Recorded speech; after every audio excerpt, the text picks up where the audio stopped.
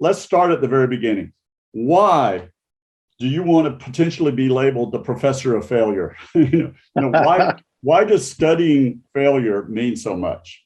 Yeah, it has scared off a few founders who might otherwise be looking for advice. There's two ways to answer this, which is why should an aspiring entrepreneur learn about failure? The fact is, the drivers of failure aren't simply the photo negatives of the drivers of success. It's complicated, right? To succeed as an entrepreneur, you probably have to grow.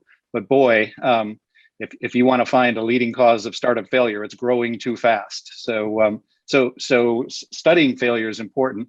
But personally, why I started, it goes back to a team that I worked with. They were students of mine, and a year after graduation, launched a venture. I was an investor after they graduated.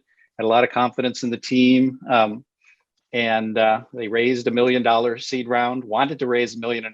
That was part of the failure story, and got the business going. Validated demand with the very best lean startup techniques we can teach them. And sure enough, after they launched, the demand was there and repeat purchases were there.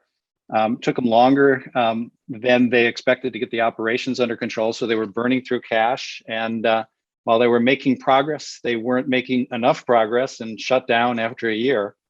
And I could point to a lot of things that went wrong, but I couldn't pinpoint the cause or the causes of failure. And that was a little disconcerting. Here I was, a supposed expert on entrepreneurship. And in our field, depending on how you define a startup and how you define failure, 2/3, 3/4, 90% of startups fail.